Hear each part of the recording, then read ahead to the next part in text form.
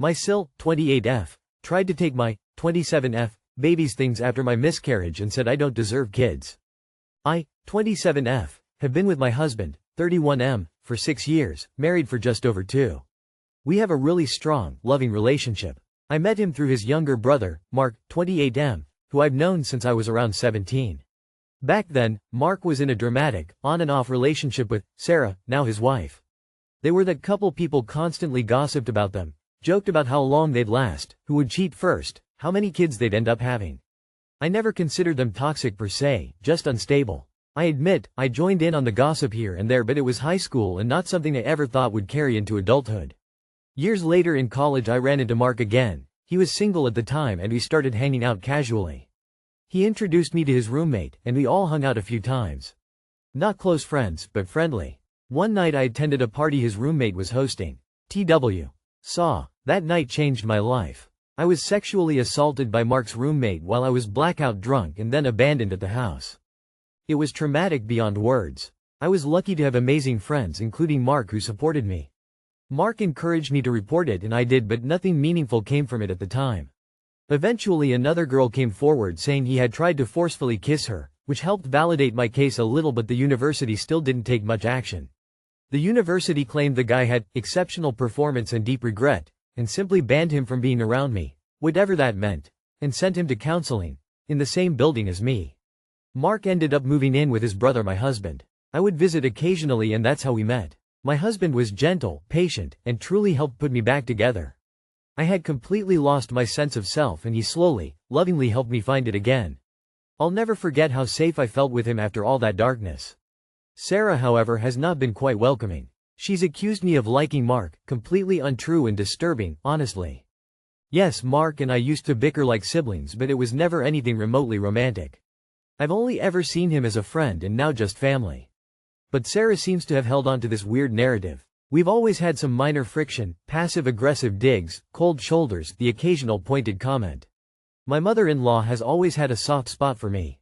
She's openly said how much she appreciates me. She was thrilled when we got married. Sarah, on the other hand, didn't hide her jealousy. She even made snide remarks about how I locked him down so quickly. We dated for about 4 years before marrying. She and Mark were together on and off for nearly a decade before tying the knot. A few months ago I had a miscarriage. It crushed me. I didn't know a heart could break that way. And during that time she brought up my abortion while I was grieving my miscarriage. A few months into our relationship I had an abortion. I was suicidal, emotionally wrecked, and in absolutely no place to carry a pregnancy. It was not a decision I took lightly, but it was necessary. My husband supported me completely. I don't know what she exactly said as she was outside my room, but I could hear snippets and it wasn't very positive. It was cruel and I mentioned it to my husband, who defended me and told her off, but I have maintained distance since. Fast forward to a few weeks ago. Sarah is pregnant and we were genuinely happy for them. We showed up for her baby shower with gifts, but I was quietly emotional because it reminded me of the baby shower I never got to have. I wasn't jealous, just a little heartbroken. I smiled through it, but being surrounded by everything I lost brought a lot of quiet pain. But Sarah pulled me aside at her shower and accused me of being jealous and of trying to steal her moment. I stayed calm, tried to explain that I was just a bit emotional, but when she wouldn't listen I put on a happy face since I didn't want to ruin the day. Later, when my mother-in-law comforted me, after noticing I was off, Sarah again accused me, this time louder, of trying to make the day about myself. I didn't say anything, but my husband saw it all and decided we should leave early for the sake of my mental health, since the miscarriage was recent and we were still grieving. We stayed until nearly everyone had left and then quietly slipped out. Later that night Sarah called me crying, saying I ruined her day. I kept calm, didn't want to stress her out since she's pregnant, after all, so I told her gently to focus on herself and not on petty drama. She got offended at the word petty and said I was disregarding her feelings. I was exhausted and just wanted to sleep, so I apologized just to end the conversation. Then a few days later she showed up at our house. I thought she was going to continue the argument, but it was worse. She asked for the baby blanket and crib that my mother-in-law gave me during my pregnancy, the ones I never got to use. I was completely shocked. That stuff is in a nursery we haven't touched since the miscarriage. These were items that were deeply personal. They were part of the joy I had during that pregnancy. After the miscarriage we put everything in a nursery that we haven't touched since. It's painful for both me and my husband to even walk past that room. It's half finished, full of items from that time. Neither of us have had the emotional strength to go in there, let alone pack things away. I was stunned. I told her that my husband wasn't home and I'd had to talk to him. That was a lie. I had no intention of giving her those things, ever, but I was panicking. We'd never interacted one-on-one like that before. There was always my husband or in-laws around. I didn't know if she might just take the things while I stood there. She's pregnant, so I couldn't physically stop her and I wouldn't risk hurting her. So I said what I had to say to de-escalate. She insisted that my husband would understand and that my mother-in-law was okay with it. That stung. I just repeated that we'd talk and get back to her. Eventually she left, saying she'd come back when my husband was around. When he came home and I told him, he was furious. He called his mom and told her to give Sarah something else, anything else from Mark's childhood, but the things meant for our baby were not hers to take. My mother-in-law said she had no idea Sarah had even come over. My husband then told Mark, who had a talk with Sarah. Instead of any kind of apology or understanding, she doubled down and started throwing the same accusations she's always thrown about me being jealous, about me hating her. I don't remember the whole conversation because it was the same old script, until she said something that broke me. She said I didn't deserve the baby stuff because I wasn't pregnant and was just wasting it. When I argued back and told her how hurtful that was, she responded, "I'm glad you don't have kids because you'd probably be stingy and territorial with them too." I was stunned. I couldn't breathe. I don't think I've ever heard anything more cruel in my life. My husband immediately told them both to get out. He shouted, which I don't blame him for. That's when Mark got pissed and said, "You can't talk to my wife like that."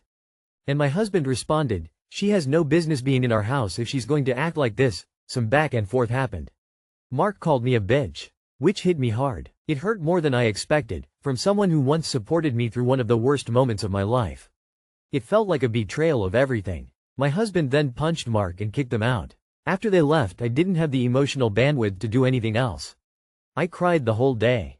It felt like all the progress I'd made in coping with the loss of our baby was gone. My husband was equally devastated, not just by what they said to me, but by what his own brother had become, which I hadn't noticed until that very moment. We've decided to cut ties with them. We told my mother-in-law to handle things going forward. She's not pressuring us and understands. And to help me heal a bit, my husband planned a sweet little date night. It did help, a little. But I still can't stop wondering, why would Sarah say something so cruel? I know we weren't close.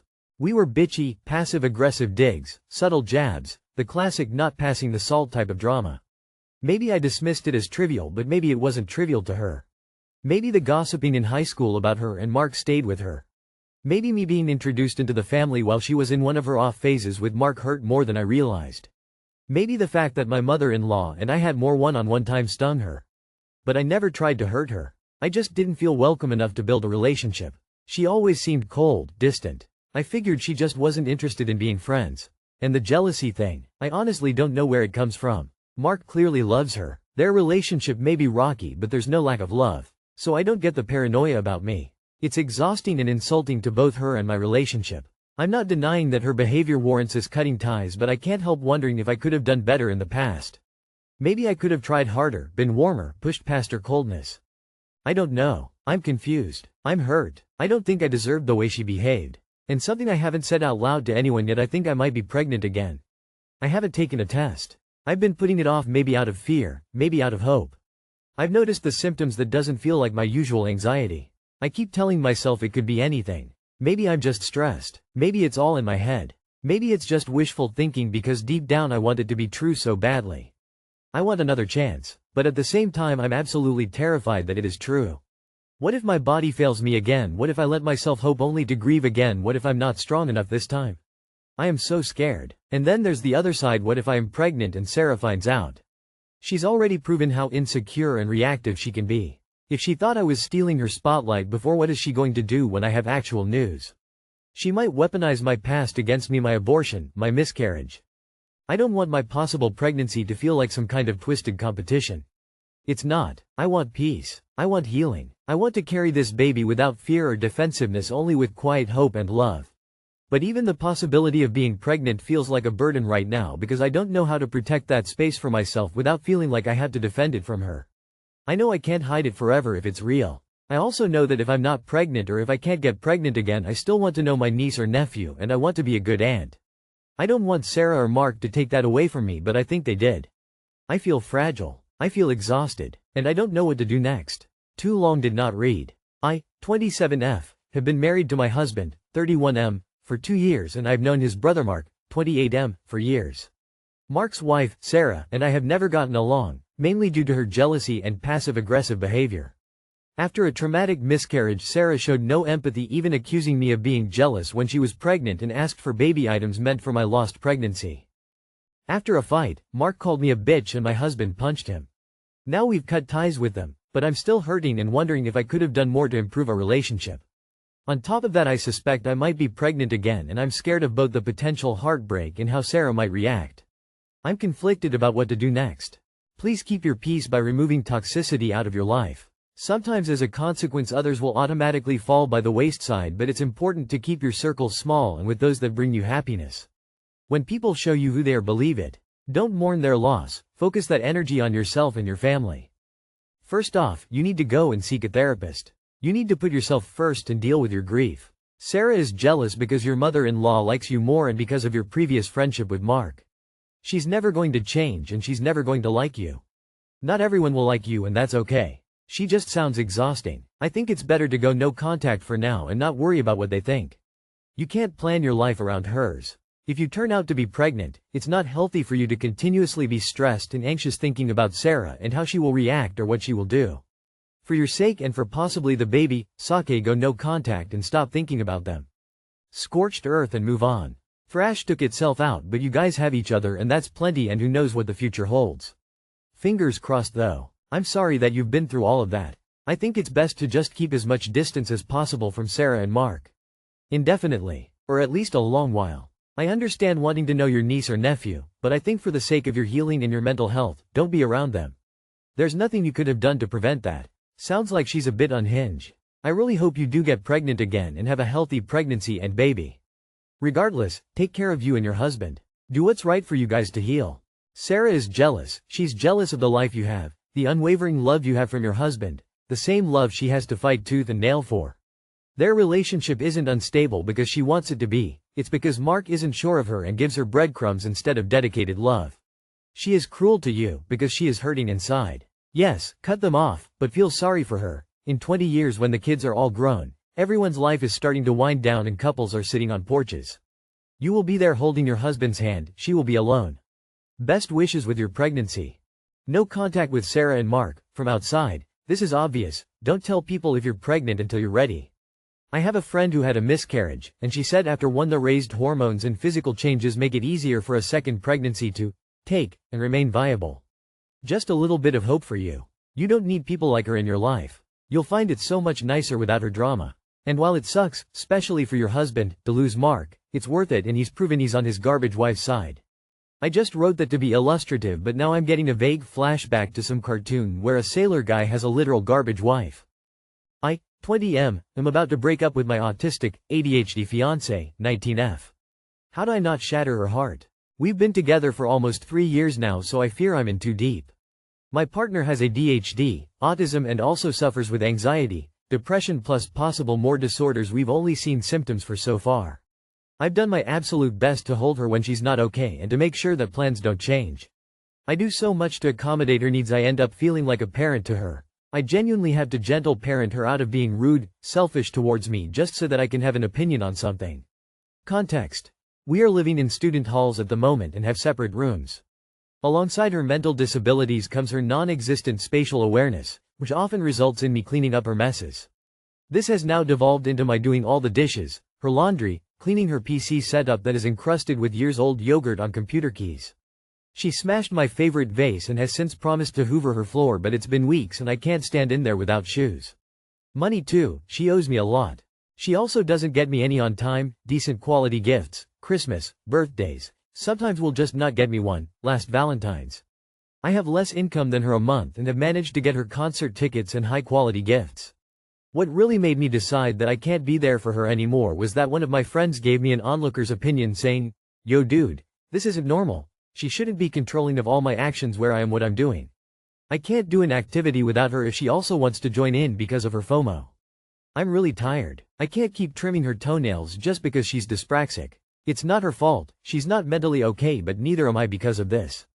But she's very autistic and I want to stay on good terms, but I don't know how or even what to expect. How would I go about this, hurting her in the least way possible? You realistically can't break up with her and stay on good terms. You're going to break her heart, and that's going to suck, but it's what needs to happen. Why are 19 and 20-year-olds getting engaged? I have ADHD, I'm on the spectrum, and have anxiety, and none of this sounds like that. She's using that to become dependent on you. Leave. Also, y'all gotta stop getting engaged in your teens. I have autism and ADHD. I don't treat my boyfriend this way. You have every right to end the relationship, and it is likely going to hurt her. You may know this, but my biggest recommendation is to be blunt and honest with her. If you want to end it, end it. Honesty and transparency are the biggest things that I want from anyone I have relationships with, whether family, friends or romantic. She's going to feel however she's going to feel, no matter what. If she is still in love with you, there's no way you can make this good without hurting her and wanting to stay on good terms. So it's best to just get it over with, the sooner the better, so she can begin the grieving process and eventually get over you, which she will. My only advice is to leave out all the details you provided here. She doesn't need a lecture on everything you don't like about her. That's not going to help her, and at worst that will just drag you into an argument where she tries to explain and defend herself. Just tell her you're not feeling the same anymore, and that it's time to separate. You're too young to be getting married. The person you met at 17 isn't your ideal partner. You have to just rip off the band-aid and end the relationship. Also, if she's controlling you, she's abusing you, and abuse isn't something that can be fixed. She needs professional help, and you need to go live your life. It's going to hurt her regardless. You can be as gentle about it as you want, but firm that you are no longer partners. See if you can move to a different student hall before you break the news, and give some distance to yourself, and if you're close with her family after you end things, and let them know to check on her. That's all you can do. My M25 partner decided he wants to have kids with me, F25. I just got off the phone with my partner and he dropped that he is having second thoughts about us because he wants to have kids. I do not ever want to have kids. I was clear with him from the very beginning of our relationship. We started as friends and he said that if he has then by 30, then cool. If not, no sweat. However, once we got into a relationship, I made it clear that I would never ever want to have kids. I even stated that I didn't want to have kids while we were friends. He took some time but then decided that he valued our relationship more and wasn't sure of having kids anyway due to the state of the world. Now, he has stated that he wants to experience fatherhood after meeting his newborn niece. I think that the relationship is irreparable at this point because this is not something I will compromise on. He says he doesn't want the relationship to end but is grappling with his feelings of wanting to be a dad. Where do I go from here, and is it salvageable? That's a wrap. Whether or not to have kids is an insurmountable incompatibility. Plenty of other people out there who want what you want. It doesn't matter whether he wants the relationship or not. If he wants to experience fatherhood, it's done. Even if he chose to not have them, he would resent you. You both are young and figuring out what you want in life. Sometimes our dreams are not compatible and it's okay to go our separate ways. You could become friends again after you both start dating other people. No, it's not salvageable. He wants to experience fatherhood. There's nothing wrong with that. You have zero desire to be a parent. You have made zero effort to hide that fact. This is not an issue you compromise on. You part ways now and move on to someone whose values and beliefs align with yours. Babies are wonderful when they aren't yours and you can give them back. A child is a 24/7 lifelong commitment. Many times people romanticize this in their heads without truly grasping the reality of the situation. You know what you should do. Staying prolongs the inevitable. Edit for typos. A little correction is neat, as most guys that say they want kids really mean to say they want their girlfriend or wife to have kids. I was in this situation. He said the exact same thing and then told me he decided he was okay being child-free. He wasn't. He just decided to sabotage birth control. He succeeded. I kept the kid and dumped him. Fortunately, it turns out I like kids if they are mine. But it is a myth, once you hold them things change. It does for some, but I don't. It is a majority. Thank you everyone for commenting. I'll be deleting this post shortly. It saddens me because this is the first man in my life that treated me like I mattered. But unfortunately, we do have different life paths. I will be talking to him at some point this week to reconcile everything. My 24F boyfriend, 33M, lied about who stayed overnight with our dog. What now? How do I navigate this? Both my boyfriend and I were out of town, in different cities for work, and I found out that it was the dog sitter that stayed overnight with our dog and not his uncle. The dog sitter is someone he met on Rover before we started dating, and I've met her once before. I'm so upset over this because he even sent me a text saying that his uncle dropped our dog off and that he was grateful for him coming all the way out. On top of all this, I found out that he asked his mom and uncle to lie about this, and his reasoning was that he thought I would be uncomfortable if the dog walker stayed overnight because she's a female. We've never had problems with this in the past, so I don't know why he would think this. To be fair, it is his house, but I just wish he would have told me.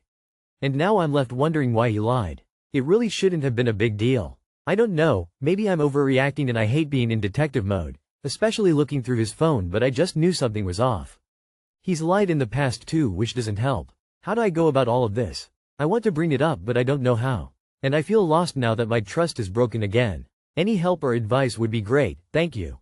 Something more is going on, otherwise he wouldn't have lied. He feels guilty about something happening, maybe, which is why he didn't want you to know she stayed overnight. IDK, it seems suspicious to me.